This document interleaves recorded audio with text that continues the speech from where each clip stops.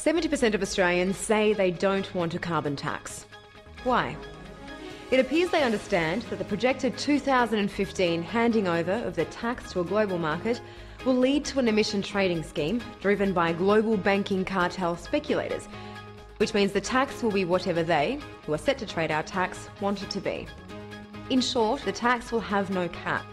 Gillard's $23 per tonne is a starting price. Now listen to her carefully. She always says starting price. Australian families are being sold a tax without an upper limit. We're being asked to hand over Australian taxation sovereignty to a global banking cartel that trades incomprehensible derivatives of mass financial destruction. A cartel that has their profits and not the environment, let alone the good of the Australian people, as their sole aim. Any compensation by the government now or in the future will be futile. And the politicians know it. Inflation, policy changes and tax bracket creep will dilute the inducement being offered to introduce this tax. The cost, paid by big polluters, will be passed through to the prices of the goods you buy. Any attempt by Gillard or future governments to compensate struggling families will simply be a wealth transfer to international bankers. In the same way the first home buyer grant drove up house prices, transferring the grant to developers. It's a tax snake eating its own tail.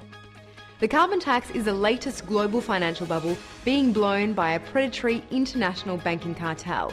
Al Gore and his banking global mates are salivating, rubbing their hands in the wings as they wait to trade Australia's super tax. The deceptively altruistic Al Gore's company, owned with his ex-Goldman Sachs executive partner David Blood, is befittingly called, wait for it, Blood and Gore. You can't make this stuff up. Like all previous financial bubbles, this new one will blow up, creating international banking cartel-induced chaos like we're now seeing in Europe. Europe, incidentally, does have a disastrous carbon tax and emissions trading scheme centred in the city. This is code for the 1 square mile of London where the banking speculators do global financial business. Savvy Australians instinctively know this recolonising tax is based on questionable science.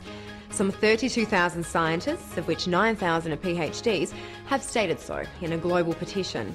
See the Scientists' Oregon petition for yourself here. You won't hear about these sober, rational dissidents in this debate or in the controlled mainstream media, which the censorship-free internet is teaching us can't be trusted. These eminent scientists dispute anthropogenic man-made global warming. It appears the science is not in on global warming recently sheep-dipped as climate change. We saw this when the United Nations IPCC was found to knowingly have peddled fraudulent science from the University of East Anglia when an insider with a conscience released damning emails on the fraud to rig the science.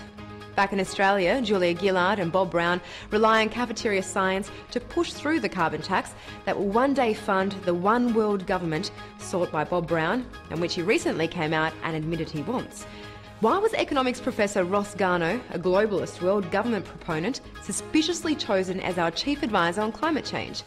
He's a member of the shadowy International Trilateral Commission set up by David Rockefeller. See this. Is there something going on here that we're not being told? We may not have answers, but we should ask the questions.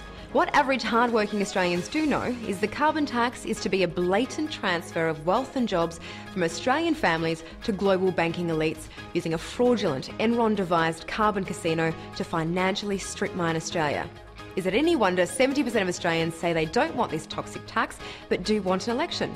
The carbon tax will be like a thief in the night, creeping into every aspect of Australians' lives as international speculators ratchet it up or down at will to punish or reward nations. Once this tax is embedded into our economy, even our elected representatives won't be able to protect us from those who have weaponised the carbon tax to impose it savagely on nations who dare to resist any aspect of their government's demands.